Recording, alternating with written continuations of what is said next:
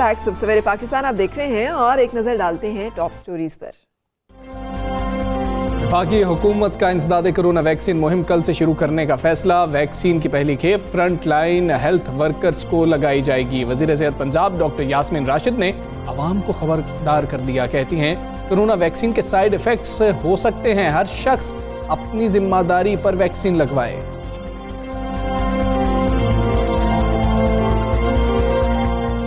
कराची पाकिस्तान का मरकज भी है और रोजगार का महवर भी, मगर ट्रांसपोर्ट की कमी, बेहंगम ट्रैफिक, टूटी सड़कें और लाकानूनियत की वजह से रोशनियों का शहर एक अजीब तमाशा बन चुका है। पीपल्स पार्टी 13 बरस में कराची में ट्रांसपोर्ट निजाम बेहतर ना कर सकी। अवाम पूछते हैं कराची ट्रांसफॉर्मेशन प्लान पर अमल दरामद कब होगा। दुनिया चांद सितारों को फलांगते हुए अगली मंजिलों की खोज में मगन। पाकिस्तान में 2 करोड़ 80 लाख बच्चे आज भी स्कूलों से बाहर। 5 से 16 साल की उम्र के 44% बच्चों ने कभी स्कूल की दहलीज पर कदम भी नहीं रखा। मुल्क की मुस्तकबिल के मामार कब तक जहालत के अंधेरों में भटकते रहेंगे।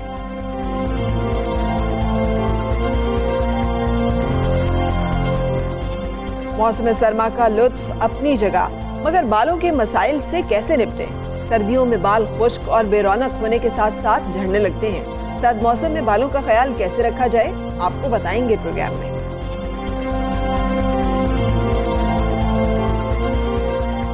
जी तो टॉप स्टोरीज आपने जानी है। कोरोना के हवाले से अहम पेशरफ्त पर बात करनी है कि हुकूमत ने तो फैसला कर लिया है कि इंसदादे कोरोना वैक्सीन जो है वो कल से शुरू कर ली जाएगी ये मुहिम, और लोगों को नहीं, हेल्थ वर्कर्स को ये वैक्सीन लगाई जाएगी। और पूरी दुनिया से जो खबरें आ रही है ना वो अजीबो गरीब हैं। कल स्पेन ने भी रिपोर्ट किया है कि कुछ फाइजर की वैक्सीन लगने से वहाँ पे डेथ्स हुई हैं। उससे पहले मैंने डरते डरते यहाँ पे नहीं वो बात की थी, इसलिए कि लोग ये ना कहें कि आप कैंपेन कर रहे हैं वैक्सीन के खिलाफ। नॉर्वे में भी ये डेथ्स हुई थी, तकरीबन 90 के करीब लोग। स्पेन में 7 जो है लोगों ने जब लगवाई तो उनकी डेथ हो गई स्पेन से, और 78 लोग जो थे जिन क्या वो नर्सिंग होम के, उन सब का कोरोना पॉजिटिव आ गया उसके बाद। इसी तरह से नॉर्वे में, लेकिन वहाँ पे कहा जा रहा है कि शायद चूंकि ज़्यादा उम्र के लोगों को ये लग रही है पहले और उनकी बहुत सारी और ऐसी कॉम्प्लिकेशंस होती हैं, तो हो सकता है कि वो ना इसको सहार सक रहे हो। लेकिन ये एक चीज़ जो है सामने आ रही है, कोरोना के खिलाफ जंग लड़ने वाले फ्रंट लाइन वर्कर्स जो हैं वो हर मुल्क में पहली तरजीह है, और पाकिस्तान में भी उनको सबसे पहले वैक्सीन लगाने का फैसला किया गया है।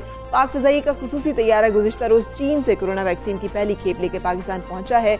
NCOC का कहना है कि मुल्क भर में वैक्सीनेशन मराकज़ जो हैं वो कायम किए जा सके हैं, और तमाम ये अमल जो है डिजिटल मैकेनिज्म से कंट्रोल किया जाएगा। और वक्त बचाने के लिए सिंध, बलोचिस्तान और गिलगित बल्तिस्तान को वैक्सीन तैयारों से फराहम की जाएगी। जबकि वज़ीर ख़ारिजा शाह महमूद कुरैशी ये कह रहे हैं कि कोरोना वैक्सीन की डोज के लिए रजिस्ट्रेशन का आसान तरीकाकार लाने की कोशिश कर रहे हैं। जबकि अहम बात यह है, वज़ीर सेहत पंजाब डॉक्टर यास्मीन राशिद ये कह रही हैं कि कोरोना वैक्सीन के साइड इफेक्ट्स हैं, इसलिए हर शख्स अपनी जिम्मेदारी पर कोरोना वैक्सीन लगवाएगा। ये बड़ी अहम बात। हाँ, और ये वही बात है जिसका हम जिक्र कर रहे हैं कि पूरी दुनिया में ये हो रहा है, लेकिन इसका मतलब ये नहीं है कि वैक्सीन लोगों ने लगवानी छोड़ दी है धड़ाधड़।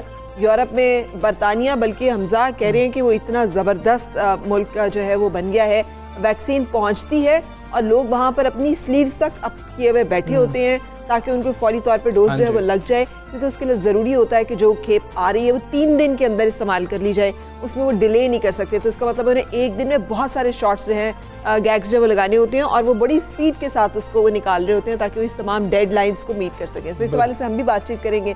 हमारे यहाँ पे जो वो कैसे काम करेगा यूनिवर्सिटी ऑफ हेल्थ साइंसेज के वाइस चांसलर डॉक्टर जावेद अकरम से। अस्सलाम वालेकुम डॉक्टर साहब, गुड मॉर्निंग। फरमाइएगा, जैसे हम अभी इंग्लैंड का जिक्र कर रहे हैं कि वहाँ पे पूरी दुनिया तारीफ़ कर रही है उनके इस मैकेनिज़्म की कि वैक्सीन पहुँचती है, उसमें 3 दिन का टाइम होता है, वो 3 दिन तक रख सकते हैं उसे, आप उससे पहले आपने उसको कंज्यूम करना होता है, तो वो फौरी तौर पे उसको जो है वो लगाना शुरू कर देते हैं। पहले से लोग मौजूद होते हैं, हेल्थ वर्कर्स तैयार होते हैं। हमारे यहाँ पर वैक्सीन जो है वो पहुँच चुकी है, वैक्सीन मुहिम जो है शुरू करने का फैसला हो चुका है। क्या हम इतना तैयार हैं, सिस्टम इन प्लेस है कि हम ये जो पहली खेप आई है 5 लाख तोहफतन जो वैक्सीन मिली है इसको लगा सकें उसी तेज़ी और उसी सूरत के साथ? देखिए, 2020 हमने 3rd वर्ल्ड वॉर में गुजारा, जहाँ पे 25 लाख लोग मर जाएं, तो डेफिनेटली इसको 3rd वर्ल्ड वॉर कहना कोई मुबालगा नहीं होगा। और जो एक उम्मीद की किरण नज़र आ रही है लोगों को, पूरी दुनिया को, वो at the end of the tunnel वो वैक्सीन के फॉर्म में नज़र आ रही है। और अल्हम्दुलिल्लाह जो हमने 18,000 लोगों को इधर ट्रायल में लगाई और उनमें कोई एक भी डेथ नहीं हुई, कोई हॉस्पिटलाइज भी नहीं हुआ, कोई एनाफिलैक्सिस भी नहीं हुआ और मामूली बुखार हुआ, जिस्म टूटा, वो भी 5% का, ज़्यादातर को बिल्कुल महसूस भी नहीं हुआ कि उनको लगी। तो ये जो चंद एक वाक़यात हुए हैं, इनका भी देखें, जो टेस्ट का पॉजिटिव आ जाना या एक वैक्सीन के साथ एड्स के टेस्ट का पॉजिटिव भी आ गया था और उसको रोल बैक कर दिया गया था, तो देखें ये तो रिसर्च का हिस्सा है। जब भी नई अदवायात आती हैं तो उनमें ये वहाँ पाया जाता है कि उनकी सेफ्टी और एफिकेसी का, और क्योंकि ये आम तौर पे वैक्सीन जब दुनिया में डेवलप होती है तो ये 9 से 13 साल का वक्त लगता है, लेकिन यहाँ पे हमने साइंसदानों ने, यूनिवर्सिटीज़ ने सब कुछ कंप्रेस कर दिया।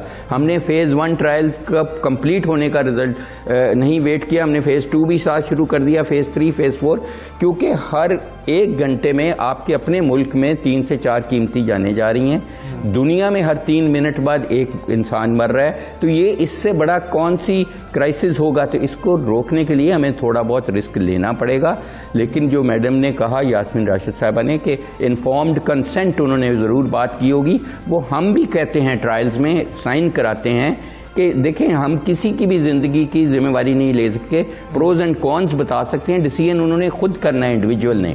लेकिन मैं as a doctor, as a health care provider जिसने अनफॉर्चुनेटली कई 100 डेथ्स सर्टिफाई की हैं कोरोना की, बिकॉज मैं ICU में काम करता हूँ, तो मुझे कोरोना की मौत से बहुत ज़्यादा डर लगता है, इसलिए कि वो एक अजीब सी मौत है कि कोई करीब, कोई आपका रिश्तेदार, बेटा बेटी, कोई भी नहीं दुआ कर रहा होता और आप में वहम डाले जाते हैं कि आपकी बॉडी भी कोई टच करेगा कि नहीं, बाद में कोई नलाएगा भी कि नहीं, दफन भी होगा कि नहीं, और उस वक्त आप सांस के लिए स्ट्रगल कर रहे होते हैं। तो वैक्सीन की तो तकलीफ या रिस्क बहुत कम है उस लिहाज से, लेकिन जाहिर है सही, एक एस्प्रिन खाने का भी रिस्क है, एक पैरासीटामोल का भी। तो इसलिए वो डिसीजन तो इंसानों ने खुद करना है, लेकिन आपका और मेरा फ़र्ज़ है कि ये हम पूरे ख़त्म करें, जैसे कि आप कर रहे हैं। बहुत अच्छी चीज़ है कि आपके ज़रिए आप लोग हमारे रोल मॉडल हैं। गवर्नर साहब पंजाब के, उनकी वाइफ ने पब्लिकली आके लगवाई, आर्मी के लोगों ने लगवाई, जो हमारे लीडर्स हैं पॉलिटिकल उन्होंने लगवाई, एक्टर्स ने लगवाई, क्रिकेटर्स ने लगाई। तो इनको देख के हमारी एस्केलेट हुआ कॉन्फिडेंस, और बहुत सारे लोगों ने उसके बाद हमारा जो ट्रायल 6 माह में कंक्लूड होना था, हम 3 माह में कर दिया 18,000 लोगों को लगा के। तो इसलिए मैं समझता हूँ कि ये अब डेफिनेटली ये रहेंगे अब हम, लेकिन जैसे जैसे लोग लगवाते जाएंगे कॉन्फिडेंस बिल्ड होता जाएगा। और मेरा ख्याल है जब 75% लोग देखें, हमें 15.5 करोड़ लोग, 75% आबादी को वैक्सीनेट अर्जेंटली करना है ताकि इसकी ट्रांसमिशन रुके और लोगों की जानें बचें, जो कि एक बहुत बड़ा अमल होगा। बिल्कुल ठीक है। ये जिन लोगों ने वैक्सीन लगवाई है, जिनका डॉक्टर साहब जिक्र कर रहे हैं, हम आपको ये क्लियर कर दें कि ये जब ट्रायल्स हो रहे थे, इन्होंने आके वॉलंटियर किया था और उस टाइम खदशात बहुत ज़्यादा थे क्योंकि वहाँ पर ट्रायल्स चल रहे थे, लेकिन इन लोगों ने वैक्सीन लगवाई है। तो डॉक्टर साहब, लेकिन इस तरह की बात कर देना आके सामने, उससे आपको नहीं लगता कि बहुत ज़्यादा लोग खौफजदा हो जाएंगे, जिस तरह की कल डॉक्टर साहबा ने बात की है? और दूसरी चीज़ ये कि जो फाइजर की वैक्सीन है, उसके हवाले से हम बात कर रहे थे कि स्पेन में ये मामलात हुए हैं, जो हमारे पास वैक्सीन आई है उसमें और फाइजर में बुनियादी फ़र्क क्या है? देखें, फाइज़र की वैक्सीन, एक तो उसकी कोल्ड चेन आपको -68 चाहिए, क्योंकि पाकिस्तान में सिर्फ यूनिवर्सिटीज़ में या हमारे पास लेबॉर्ट्रीज़ में है, वरना फील्ड में नहीं है। -68 को मेंटेन करना बहुत मुश्किल होगा। और उसकी 2 डोजेज़ हैं वैक्सीन की, एक 30 दिन बाद, दूसरा वो एक मैसेंजर RNA वैक्सीन है। ये समझने वाली चीज़ है कि आपकी वायरस के अंदर बॉडी को जाने में नहीं रोकती, आपके अंदर जाके एक मैसेंजर RNA है जो मैसेज देता है उसको, वायरस को, कि मल्टीप्लाई हो जाए, तो वो मल्टीप्लाई होनी शुरू हो जाती है। तो इसलिए वो मल्टीप्लिकेशन रोकती है, ये मैसेज को रोकती है कि उसने मल्टीप्लाई होना है, तो वो मल्टीप्लाई नहीं हो पाती, इसलिए आपका इम्यून सिस्टम उसको क्लियर कर देता है। जो साइनोफार्म की या कैंसिनो की वैक्सीन हैं, ये स्पाइक प्रोटीन्स पे एक्ट करती हैं, ग्लाइकोप्रोटीन S, जो कांटे इसकी वायरस के ऊपर जो आप दिखाते हैं, सिर्फ उनको तोड़ती हैं। और उनको तोड़ने का ये फ़ायदा है कि जब वायरस आपके सांस में चली भी जाए तो ये बॉडी में एंटर नहीं हो पाती। बॉडी में एंटर इसने स्पाइक प्रोटीन्स के ही होना है, तो इसलिए उसका फ़ायदा ये है कि अगर वायरस म्यूटेट भी कर जाएगी तो होपफुली अटैचमेंट सिस्टम को, आपने असेंबली को तोड़ा हुआ है, तो वो एंटर नहीं हो पाएगी बॉडी में। तो इसका ये बुनियादी फ़र्क है, लेकिन बोथ आर रीजनेबली सेफ। जहाँ तक आप वैक्सीन की बात कर रहे हैं, देखें जब उन्होंने लगाई अबव 90 को, अबव 90 में सर्दियों में नर्सिंग होम्स में मोर्टेलिटी वैसे ही इतनी इन्फ्लुएंजा और बाकी कोमॉर्बिडिटीज से होती है, तो इसलिए देखें वो डाटा अभी एनालाइज हो रहा है, लेकिन मेरा नहीं ख्याल कि उसमें vaccine was directly reported. Vaccine से ये तो नहीं कि किसी को हार्ट अटैक होना था तो हार्ट अटैक भी रुक जाएगा। हमारे हार्ट अटैक से पाकिस्तान में इस वक्त 50 से 100 बंदा डेली मर रहा है, तो अगर उनको वैक्सीन लग जाएगी तो इसका यस वो एडवर्स इवेंट हम रिकॉर्ड जरूर करेंगे, लेकिन वैक्सीन रिलेटेड एडवर्स इवेंट नहीं होगा। ठीक है सर, तो एक टेक्निकल सी चीज है थोड़ी सी। जैसे मैंने वैसे मैकेनिज्म का भी पूछा था, जैसे फाइजर की कोल्ड चेन मेंटेन की जाती है करनी चाहिए, तो वो उसके लिए 3 दिन का टाइम होता है और वो बड़ी इफेक्टिवली उसको लगा रहे होते हैं। हम जो वैक्सीन मंगवा रहे हैं उसके लिए कोई टाइम पीरियड है और हमारा इतना इफेक्टिव मैकेनिज्म मौजूद है। दूसरा, इंडिया ने ऑस्ट्राजेनिका की जो है लाइसेंस हासिल किया और उसे लोकली मैन्युफैक्चर किया। आपके ख्याल में हम केपेबल नहीं है कि हम अगर वैक्सीन दरामद नहीं कर सकते तो हम ऐसा कोई लाइसेंस ले लें, जैसे आपने के पास भी एक जो है वो साइनोफार्म का एक्सपेरिमेंट किया गया और वो चाइनीज़ वैक्सीन का, और उसको लोकली मैन्युफैक्चर कर लें? देखिए हमारे पास उल्ट है जो चाइना के पास, जो इंडिया के पास है। हमारी लैब में, हमारी यूएचएस की लैब में अल्हम्दुलिल्लाह आज भी हम वैक्सीन बना सकते हैं, लेकिन हम इंडस्ट्री नहीं हैं, हम इसको अपस्केल नहीं कर सकेंगे, करोड़ों डोजेज नहीं बना सकते। हम चंद डोजेज स्टडी के लिए बना रहे हैं और हम फ्लैंडर्स यूनिवर्सिटी ऑस्ट्रेलिया के साथ मिलके एक इंसेक्ट बेस्ड वैक्सीन बना रहे हैं और उसको एनिमल एक्सपेरिमेंट्स में ले जा रहे हैं। ये एकेडेमिया का काम नहीं, ये इंडस्ट्री का काम है कि उसको अपस्केल करे। अनफॉर्चुनेटली इंडिया में 350 बायोटेक्नोलॉजी प्लांट्स लग चुके हैं, पाकिस्तान में not a single biotechnology plant. तो इसलिए ये सिर्फ वैक्सीन्स का मामला नहीं है, ये तमाम बायोटेक्नोलॉजी प्रोडक्ट्स, चाहे वो मोनोक्लोनल एंटीबॉडीज़ हैं, चाहे एरिथ्रोपोइटिन है, चाहे इंसुलिन है, कोई भी बायोटेक्नोलॉजी प्रोडक्ट पाकिस्तान में इंडस्ट्रियल स्केल पे नहीं बन पाती, इसलिए कि अनफॉर्चुनेटली प्राइवेट सेक्टर ने अभी तक, और वो गवर्नमेंट की सपोर्ट से करेगा, कॉन्फिडेंस से करेगा कि अगर गवर्नमेंट उनको कोई अश्योरेंसेस देगी तो वो फिर इतनी बड़ी इन्वेस्टमेंट कर पाएंगे। और ये इंतहाई ज़रूरी क्वेश्चन है कि हमारी जो लैब में रिसर्च हो रही है ये सिर्फ हमारे सीवीज़ या इम्पैक्ट फैक्टर बढ़ा रही है, लोगों को इसका फ़ायदा नहीं हो रहा, बिकॉज डिस्कनेक्ट है बिटवीन एकेडमी एंड इंडस्ट्री, और उसको एड्रेस करना बहुत ज़रूरी है। उसके बाद इसमें कोई इशू नहीं होगा। एकेडमिया हमारा अल्हम्दुलिल्लाह अवेयर है और परफॉर्म कर रहा है, लेकिन इंडस्ट्री है ही नहीं अभी। बिल्कुल सही, बहुत शुक्रिया, थैंक यू सो मच, आप हमारे साथ रहे, अपडेट कर रहे थे। यही बात है जो कि हमने भी शुरू में की कि जो रिपोर्ट्स हो रहे हैं इस तरह के वाकयात दुनिया में, उन्होंने 90 साल से ऊपर लोगों को वैक्सीन लगाई है, जिसकी अपनी कुछ कॉम्प्लिकेशंस जो हैं वो हैं उस एज फैक्टर की, जिसकी वजह से रिपोर्ट हो रहे हैं इस तरह के मामले। ये बाकी बीमारियों को नहीं रोक सकती, जिसने डॉक्टर साहब कह रहे थे ना कि इसने तो कोरोना के लिए काम करना है। अगर कोई शख्स हार्ट अटैक से इंतकाल कर जाता है तो फिर वो कोरोना वैक्सीन के ऊपर बात नहीं डाली जा सकती। हाँ, लेकिन कोरोना वैक्सीन जो है उसकी अवेलेबिलिटी इस वक्त पूरी दुनिया के लिए एक बड़ा चैलेंज है। पाकिस्तान में 5 लाख उसकी इस वक्त वैक्सीन जो है वो मौजूद है, और अल्लाह करे कि वो जल्द अज जल्द बहुत सारे लोगों को लग सके और इससे कोरोना से महफूज जो एक दुनिया और पाकिस्तान का ख्वाब है वो मुमकिन हो सके। बिल्कुल कुछ कराची की बात करते हैं। कराची पाकिस्तान का मरकज़ भी है और रोज़गार का महवर भी है। पूरे पाकिस्तान से लोग यहाँ जाते हैं और जाके कमाई करते हैं, फिर टैक्स देते हैं, लेकिन वहाँ पर उनको नकलो हरकत में भी मुश्किलात का सामना रहता है। ट्रांसपोर्ट की कमी है, बेहंगम ट्रैफिक है, टूटी हुई सड़कें हैं,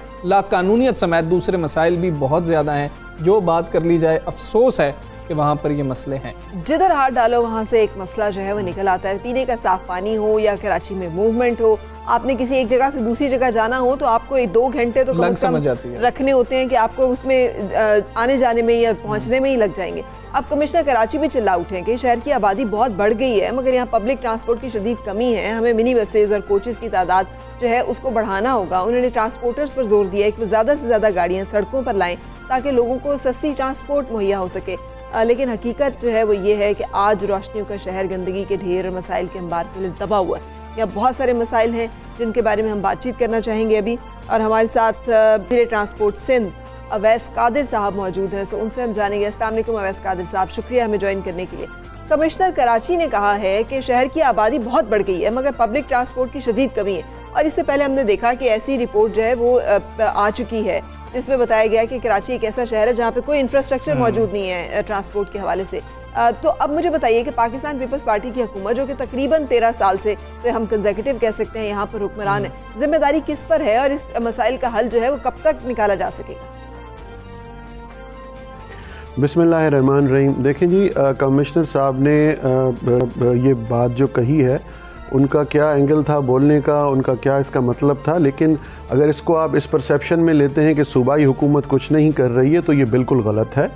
और मैंने बार बार मुख्तलिफ चैनल्स पे ये आगाही दी है, मैंने प्रेस कॉन्फ्रेंसेस भी की हैं। बिल्कुल ये बात ठीक है कि कराची के मेरे शहर में जो प्रोजेक्ट्स आने चाहिए थे ट्रांसपोर्ट सेक्टर में, शायद उनमें बहुत डिले हो गई है। ये 5 साल बल्कि 6 साल 7 साल पहले शुरू होने चाहिए थे, जो अब तक कंप्लीट हो चुके होते, लेकिन बिल्कुल डिले हुआ है। इसका मतलब ये नहीं कि कराची, शहर कराची के लिए पाकिस्तान पीपल्स पार्टी के पास ट्रांसपोर्ट सेक्टर में कोई प्रोजेक्ट्स नहीं है। बहुत बड़े बड़े प्रोजेक्ट्स हैं और अल्हम्दुलिल्लाह मैं ये बिल्कुल वसूख से कह रहा हूँ कि इस साल मार्च के महीने के एंड में हम कराची में जो हमने एक सर्वे हुआ था 2012-14 में हुआ था, एक सर्वे जायका का, जो मास ट्रांजिट का जो पूरी सर्वे हुई थी, उसके मुताबिक जो सजेस्टिव जो मोड्स ऑफ ट्रांसपोर्टेशंस थे या जो लाइंस थी, जिसको आप मेट्रो कह लें, जिस तरह आप मिसाल एक एग्जांपल ले रहे हैं, मेट्रो का मिसाल ही कर लें, ताकि उस तरीके के जो हमारे प्रोजेक्ट्स हैं वो इस साल शुरू होने जा रहे हैं। कराची में मार्च में हम एक बहुत बड़े प्रोजेक्ट को ग्राउंड ब्रेक करने जा रहे हैं। कंस्ट्रक्शन फेज़ में उसकी कंस्ट्रक्शन स्टार्ट हो जाएगी। ज़रूर उसकी कंस्ट्रक्शन में कुछ थोड़ा टाइम लगेगा। उसके बाद हम अगस्त सितंबर में दूसरा अपना बहुत बड़ा प्रोजेक्ट जो वर्ल्ड बैंक और सिंध गवर्नमेंट मिलके बना रहे हैं, उसके तवस्सुब से इंशाल्लाह वो प्रोजेक्ट भी आ रहा है। ये कहना कि सिंध गवर्नमेंट कुछ नहीं कर रही है, सिंध गवर्नमेंट के बस की बात नहीं। देखें, प्राइवेट सेक्टर को भी इनकरेज सिंध गवर्नमेंट ही कर रही है। प्राइवेट सेक्टर भी ठीक है। शाह साहब, पीपल्स पार्टी महज प्राइवेट पार्टियों से शहर के मसाइल हल करने की अपील ही कर सकती है। वफाक तो कहता है कि हम पैसे देते हैं लेकिन वो कराची के लिए इस्तेमाल नहीं होते, तो ऐसा क्यों नहीं होता? मेरी पूरी कौम इसको सुने कि सबसे पहले तो मैं ये कहूँगा कि वो कौन से पैसे हैं जो एक्स्ट्रा हमें फेडरल गवर्नमेंट ने दिए हैं, वो कौन सा साल है जो फेडरल गवर्नमेंट ने हमारे पैसे शॉर्टफॉल नहीं आया, या हमारे जो एज़ पर NFC जो हमें पैसे मिलने चाहिए थे वो हमें पूरे दिए गए हैं।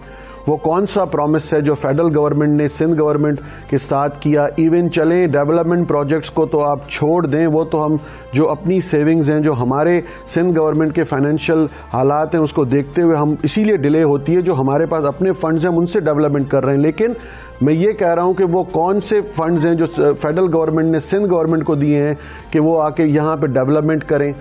कौन सा वो प्रोजेक्ट है जो फेडरल गवर्नमेंट का है, सिंध में चल रहा है और वो टाइमली पूरा किया गया। और देखें, बात आपने बहुत अच्छी की है और अल्हम्दुलिल्लाह मुझे उम्मीद है कि आप इसी तरह इसको पूरी कौम तक पहुंचाएंगे। देखें, प्राइवेट सेक्टर के साथ सिंध गवर्नमेंट चिप इन कर रही है पब्लिक प्राइवेट पार्टनरशिप में। अगर ये आप एक तासुर देना चाहते हैं कि सिंध गवर्नमेंट कुछ नहीं कर रही और सिर्फ पूरा इन्हिसार प्राइवेट सेक्टर पे है, तो ये बिल्कुल गलत है। पब्लिक प्राइवेट पार्टनरशिप हमारे पास एक बहुत अच्छा मोड बना हुआ है जिसमें प्राइवेट सेक्टर आता है, सिंध गवर्नमेंट उसके साथ अपने फंड्स चिप इन करती है। कोई भी सेक्टर का प्रोजेक्ट हो, ट्रांसपोर्ट हो, हेल्थ हो, एजुकेशन हो, इरिगेशन हो, उसमें हमने बहुत अच्छी कामयाबियां इस पब्लिक प्राइवेट पार्टनरशिप में हासिल की हैं। जहां तक ट्रांसपोर्ट रिलेटेड चीज़ है, मैं बिल्कुल इस चीज़ को एक्सेप्ट कर रहा हूं कि बहुत डिले हुई है, लेकिन ये 2021 में इंशाल्लाह हम बहुत बड़े प्रोजेक्ट्स कराची में ग्राउंड ब्रेक करने जा रहे हैं। ग्राउंड ब्रेक से मेरा मकसद मैं फिर वाजे कर दूं कि हम कंस्ट्रक्शन स्टार्ट करने जा रहे हैं। बिल्कुल ठीक है, कंस्ट्रक्शन बहुत पहले होनी चाहिए थी, लेकिन कंस्ट्रक्शन अब स्टार्ट होगी, इनको कुछ टाइम लगा। वही मेट्रो लाइंस जो पाकिस्तान के दूसरे शहरों में चल रही हैं, मेरे शहर कराची में भी चल रही हैं। शाह साहब, लोग इस हवाले से सवाल करते हैं कि पिछले सालों में इतने सारे टाइम में ये क्यों नहीं हुआ? पाकिस्तान पीपल्स पार्टी के जहन में ये बात क्यों नहीं आई कि इतनी आबादी बढ़ रही है शहर की, यहाँ पर ट्रांसपोर्ट का निज़ाम होना चाहिए। ब्लूमबर्ग ने ये रिपोर्ट किया ना कि शहर में ट्रांसपोर्ट का कोई निज़ाम मौजूद ही नहीं है, तो ये एक दिन में तो निज़ाम बनना भी नहीं था और आपके पास 13 साल थे ये सब कुछ करने के लिए। अब जमात इस्लामी वो भी कराची के मसाइल हल करने के लिए शहर भर में मुख्तलिफ मकामात पर धरने दे रही हैं, लेकिन सूबाई हुकूमत जो है, अगर उसको वफाक से इतने मसाइल हैं तो वफाक भी तो यही कहता है कि सूबाई हुकूमत ताउन नहीं करती। जब हम कोई प्रोजेक्ट लॉन्च करते हैं तो वहाँ पे हमें मुज़ाहमत का सामना करना पड़ता है। तो जब सेनेट इलेक्शंस की बात आती है और तहरीक अदम एतमाद की बात आती है, वहाँ पर तो आप हुकूमत का साथ देते हैं उनको, ये नहीं आप चाहते हैं जमहूरी तरीके से मसाइल हल हो। तो अवाम के मसाइल को हल करने में क्यों नहीं जमहूरी तरीके से मसाइल का हल निकाला जाता? देखें जी, फिर वही बात आ गई कि पाकिस्तान पीपल्स पार्टी की कान पर जूं क्यों नहीं रेंगती। कौन सा ऐसी चीज़ है, कौन से ऐसे मसले हैं जो पीपल्स पार्टी की ये गवर्नमेंट एड्रेस नहीं कर रही या एड्रेस करने की कोशिश नहीं कर रही या हल नहीं किए। अगर जमात इस्लामी वाले मेरे भाई ये जो धरने दे रहे हैं, क्या वजूहात क्या हैं पीपल्स पार्टी की? देखिए, हमारी गर्दन बहुत पतली है, हम पे क्रिटिसाइज़ करना बहुत आसान है, हमारी गर्दन पकड़ना बहुत आसान है। शहादतें भी हमारे उसमें हिस्से में आती हैं, जेल भी हमारे हिस्से में आते हैं, केसेस भी हमारे हिस्से में आते हैं, करप्शन के इल्ज़ामात भी हमारे हिस्से में आते हैं। जो जिसको चाहे वो हमारे लिए कह दे, बहुत अच्छा है। पाकिस्तान के दूसरे सूबे किसी को नज़र नहीं आते, चलें छोड़ दें दूसरे सूबों को। मैं अपने जमात इस्लामी वाले भाइयों से एक सवाल करूँगा कि हालिया जो बारिशें हुई, इन बारिशों में आपने कराची के वो कौन से इलाके देखे जहां 5-5 दिन तक पौश इलाके, डिफेंस के इलाके, कैंटोनमेंट के इलाके, जहां कोई किसी का पुरसाने हाल नहीं था, पानी निकालने वाला कोई नहीं था। ठीक है, बहुत से ऐसे भी एरियाज थे जो सिंध गवर्नमेंट के म्यूनसिपल कॉरपोरेशन के KMC के अंडर में आ रहे थे। वहाँ पे हमारे इलेक्टेड रिप्रेजेंटेटिव्स खड़े थे, इलेक्टेड रिप्रेजेंटेटिव्स वहाँ पे मौजूद थे।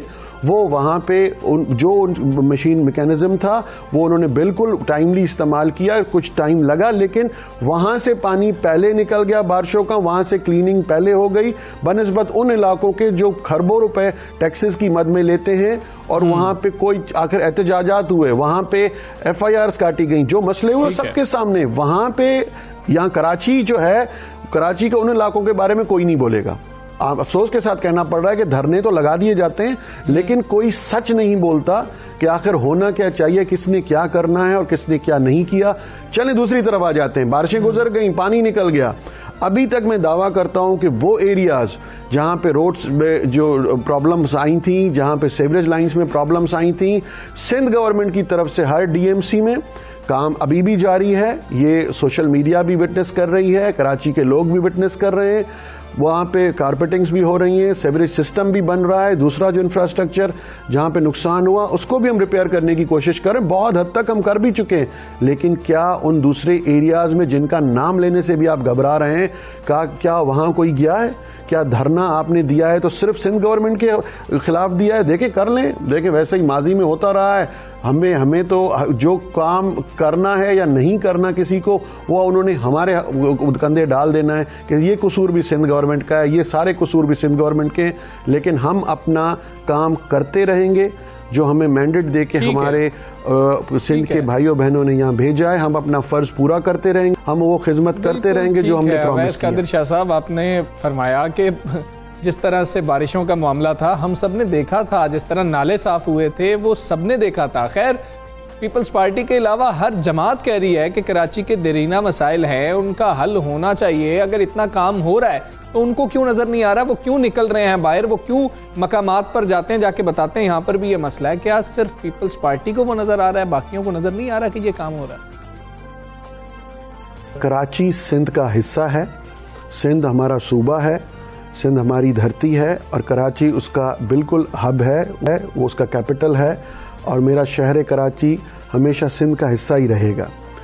और दूसरी बात जो आपने की, उसको आगे लेके इस तरह चलते हैं कि जो मसाइल की बात कर रहे हैं मेरे दोस्त, मेरे भाई, जब सिंध गवर्नमेंट ने बग़ैर इस चीज़ के देखे हुए कि कोई अपने आप को बालातर समझता है या कोई अपने आप को ज़्यादा अक्लमंद समझता है, ठीक है, अपनी ज़ाती इश्यूज़ को अलग रखते हुए एक ग्रेटर गुड में, वाइडर एक्सपेक्ट में हमने सबके साथ मीटिंग करना कबूल किया। इसलिए कि हमारे शहर कराची के जो इश्यूज़ जहाँ पे बॉटल नेक्स आते हैं, जो मसले जहाँ पे फंस जाते हैं फेडरल गवर्नमेंट और प्रोविंशियल गवर्नमेंट की बीच में, अगर जो कहा जा रहा है तो उनको हल करने के लिए भी हमने साथ बैठे।